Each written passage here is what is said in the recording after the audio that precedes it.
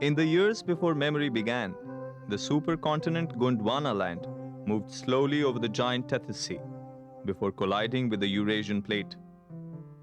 At that moment, the Indian subcontinent joined hands with the land of Nepal, raising them in a graceful meeting of palms, saluting the heavens with the intertwining of several mighty fingers, the fold mountains of the Himalayas. This meeting of the two colossal landmasses created a great lake in the mid-central region in the south of the Himalayas. According to the Buddhist tradition, Lord Manjusari, the god of wisdom, cleared the land of all the water. Thereafter, in a succession of visits by holy men, came Nemuni.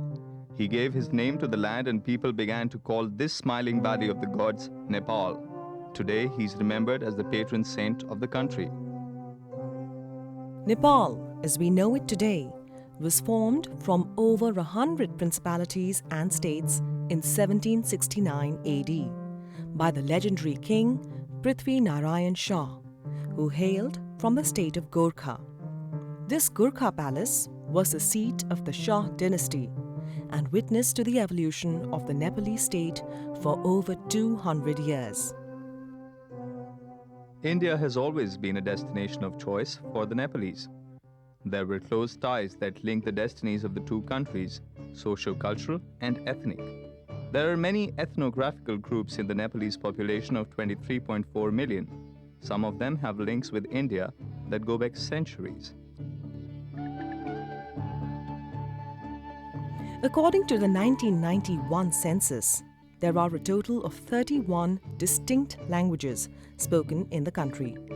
The official language, Nepali, is employed in conversation by over 50% of the people, while some other groups speak Tharu, Tamang, Nevari, Bhojpuri, and Maithili.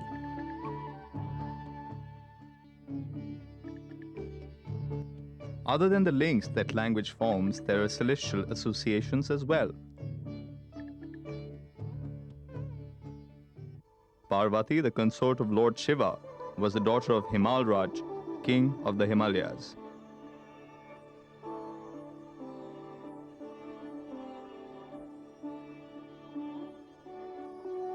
Videha, or the present-day Janakpur in southern Nepal, is a religious town famous for its pagoda-shaped temple of Lord Rama. This is the birthplace of Sita, his queen. Naulakha, a magnificent marble temple dedicated to her, is a major attraction. Sita was the daughter of King Janak. This king is famous because it is believed that the Hindu way of life as prescribed in the Manusmriti was codified in his court.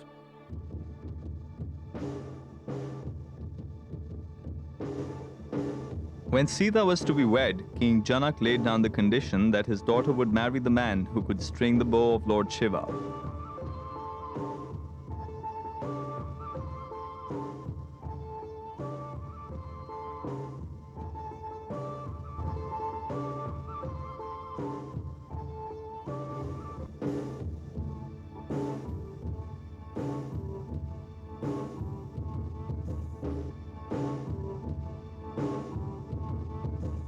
Rama was the only suitor who managed to do so, and one of the great romances in Indian myth was born.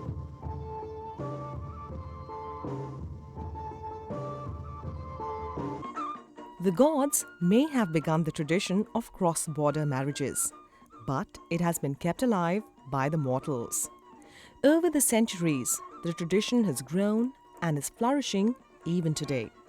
This represents not only the carrying forward of an ancient custom, but a strengthening of the social and cultural bonds.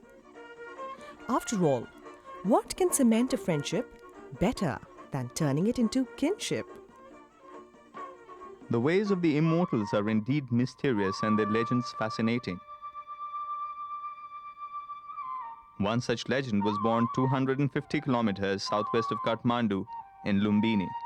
It was here on the full moon of the month of Baisakh in 566 BC that the prince of Kapilvastu came into the world in a grove of sal trees, the totem tree of the Kirati clans. The prince was named Siddhartha, meaning one who has realized the purpose of life. Siddhartha's father, the warrior king Shuddhodhana, was warned that the prince would renounce the world if he ever came face to face with suffering. The king ensured that Siddhartha lived a sheltered life. But when the sensitive young man chanced to encounter the agonies of disease, old age, and death, his spiritual journey began.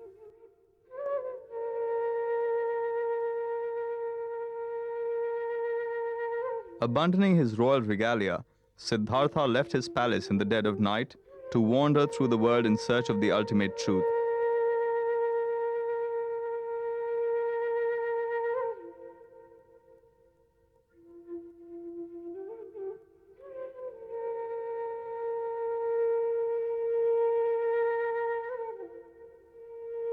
After 6 years of living as a mendicant, Siddhartha attained realization under a peepal tree on the banks of the Niranjana and became the Buddha, the enlightened one.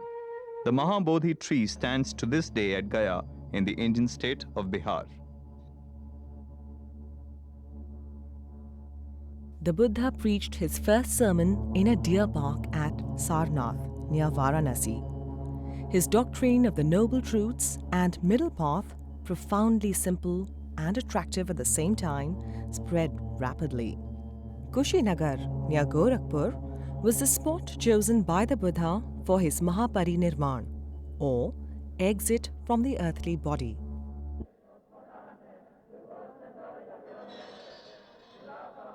More than 300 million Buddhists all over the world today follow the teachings of Lord Buddha. In both Nepal and India, Buddhism is a vibrant and colorful religion. The words of the Shakya Muni have universal appeal in his Janmsthali, Nepal, and his Karmsthali, India. Many Buddhist places of worship, such as the 2,500-year-old Swayambhunath temple, take the architectural form of a stupa.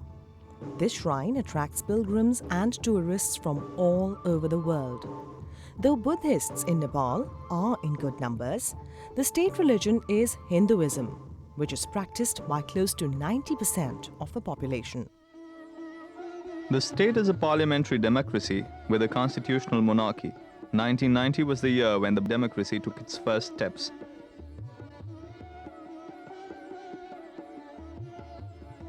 In fact, the inspiration for the establishment of such a democracy in Nepal came from the contribution of the Nepali youth in the long struggle for Indian independence. With the turn of the last century, many Nepalese youth came to India for higher studies. Among them were B.P. Koirala, Surya Prasad Upadhyay, Krishna Prasad Bhattarai, and Manmohan Adhikari, all later eminent leaders of the Nepalese political movements. Thus, when the freedom struggle came around, there were many Nepalese youth in Varanasi, Patna, Allahabad, and Calcutta. Like other Indian youth, these men were also jailed for their role in the Quit India movement of 1942. Many of these leaders later formed the Nepali Congress Party in the wake of the Indian freedom struggle. This bridge over the Mechi River near Kakarbhitta is a signpost of trust between the two nations. The open borders, over 1751 kilometers in length, allow for regular people-to-people contact. For centuries, the people of the two countries have lived in close friendship. The values and sincerity of the Nepalese are an indelible part of Indian folklore. Great trust and cooperation are part of the Indo-Nepalese experience.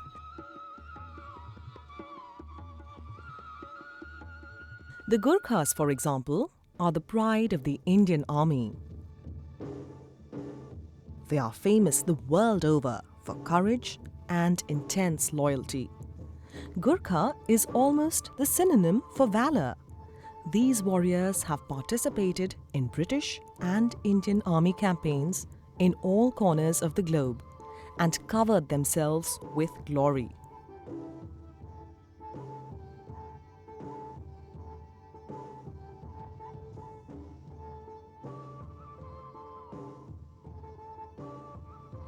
Gorkha soldiers hail from many different hill tribes of Nepal. They could be Gurungs, Magars, Limbus, or Tamangs. More than 40,000 of them are serving in the Indian Army alone. 115,000 of them receive pensions from the Indian state. What began in the days of yore with pilgrimages to the holy shrines in the Himalayan kingdom soon became a major tourist destination as well. A devout king and follower of the Lord Shiva, Dharmadatta from Kanjivaram, constituted the original structure of the great temple of Pashupatinath. The great pacifist King Ashoka also built a pillar at the birthplace of the Buddha in Lumbini. Tourism contributes over 11% of the foreign exchange earnings for the Nepalese economy. Pokhara is a major tourist attraction in central Nepal. It is situated on the banks of the Sethi River. Mount Annapurna, literally meaning the goddess of abundant harvest, lies 40 kilometers from Pokhara. The region is known for its lake, mountains, and blue waters.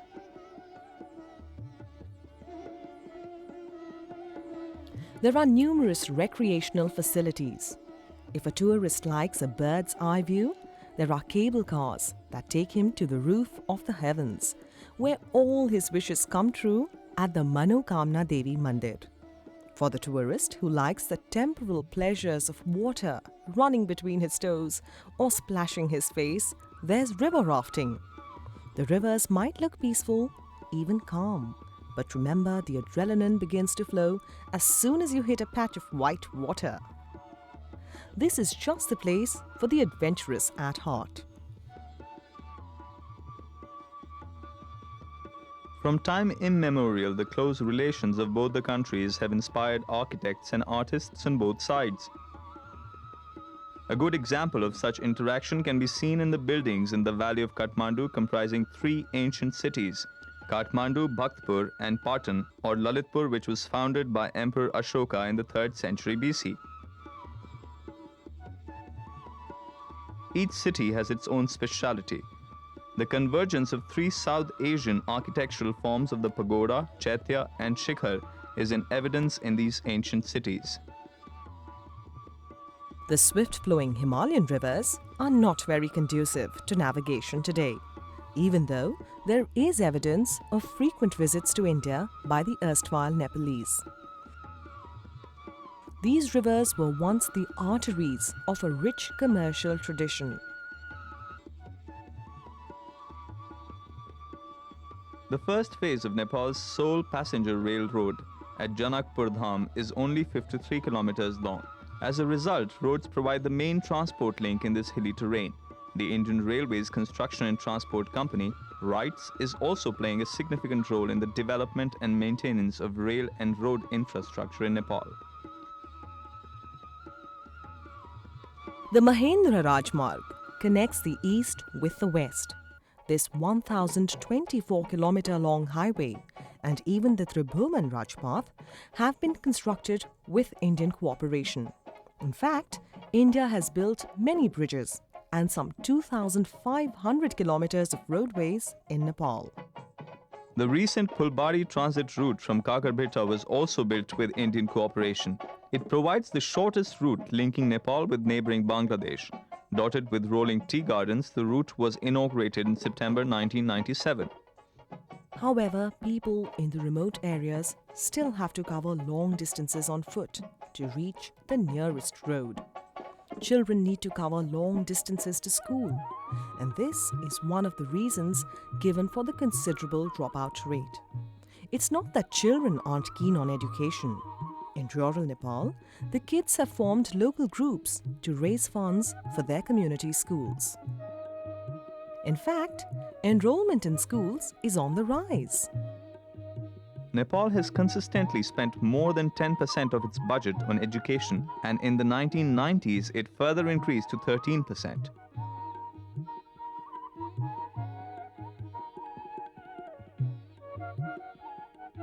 However, literacy levels are still not very high.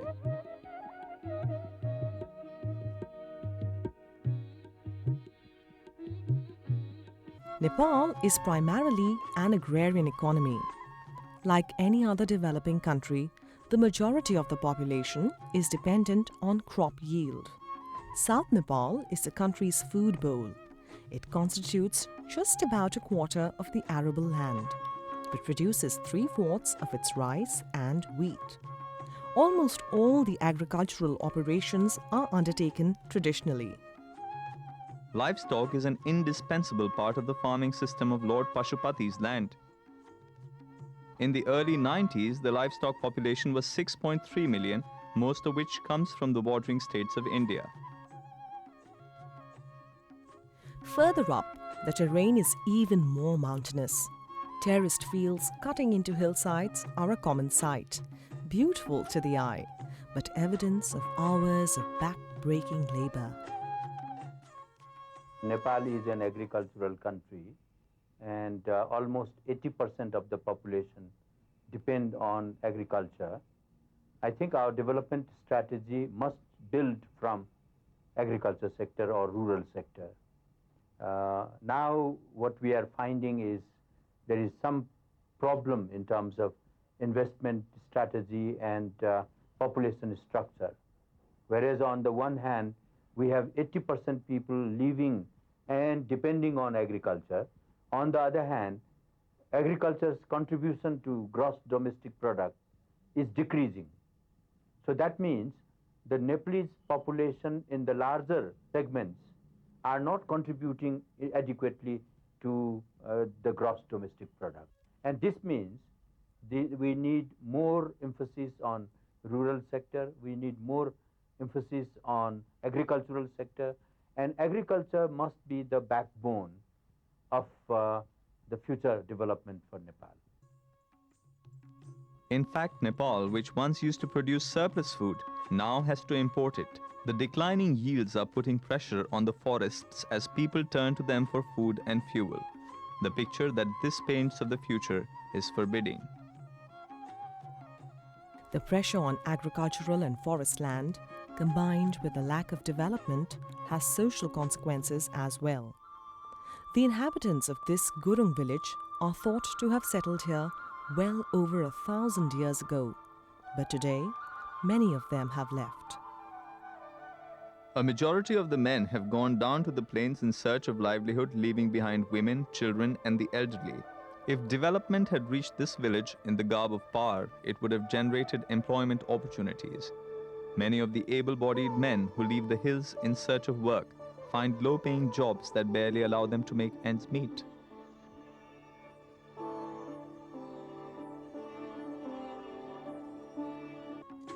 Nepal is rich in biological diversity, possessing 5,400 species of endemic plants.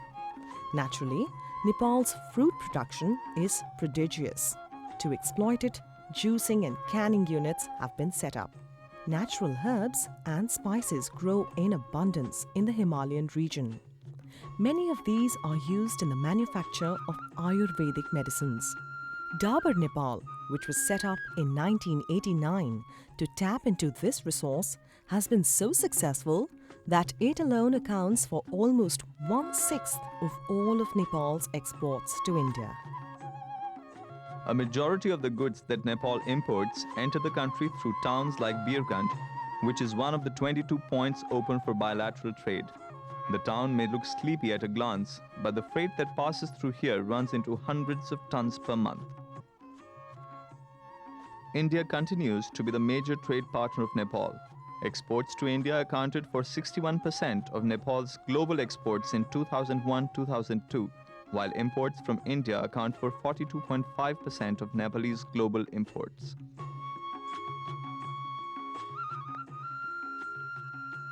The major industries in Nepal are textiles, jute, cement, beverages, carpets, and tourism.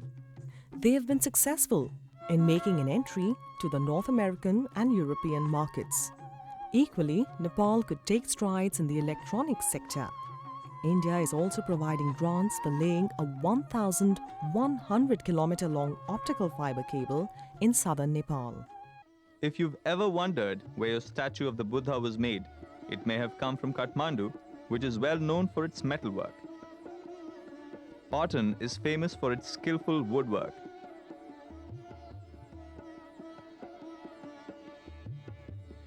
Bhaktpur is as famous for its stone carving. Women are equally adept at skilled work. They often find work making handloom fabrics or weaving carpets.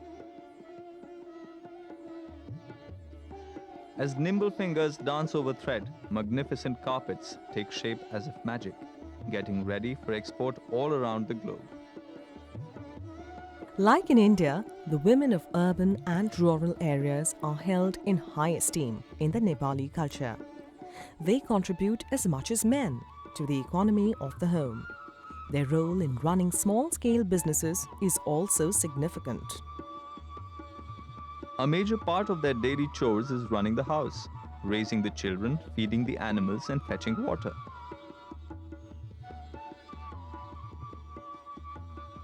Water is aplenty in Nepal. In some ways, it is the gold of the Himalayas and the source of a great and troubling irony.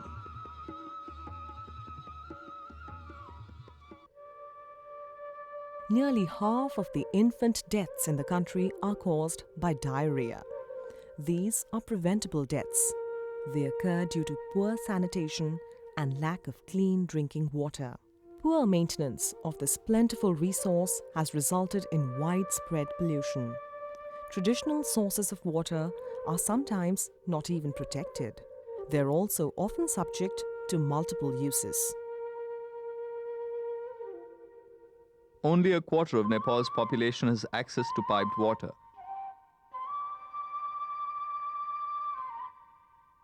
Even in the cities, civic problems persist. When it rains, waterlogging is a fact of life.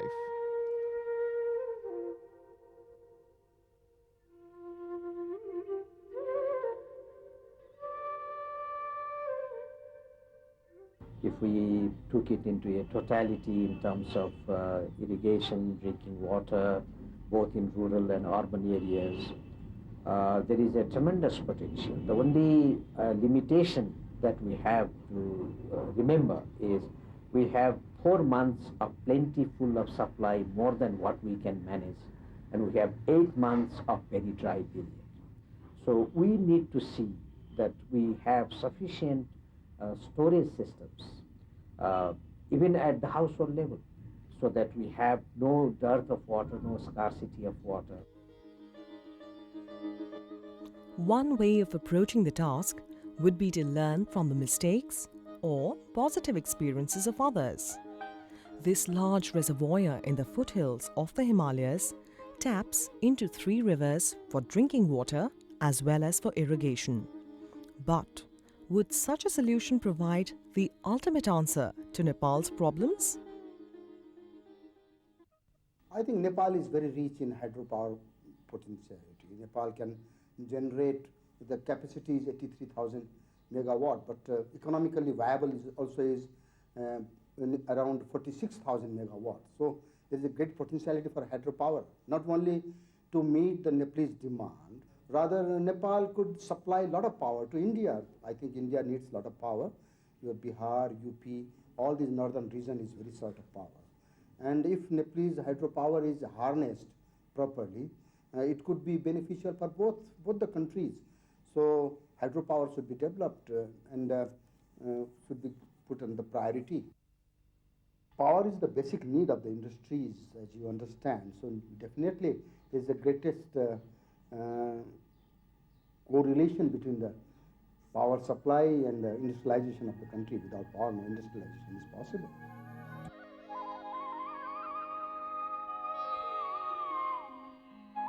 Today, while modern amenities like internet cafes and electricity are found in major cities like Kathmandu or Pokhara, there is little change in the villages. Perhaps the day will come when the brightness of an electric light will bounce and play effortlessly between the fingers and needle of a woman sowing a future for herself and her progeny.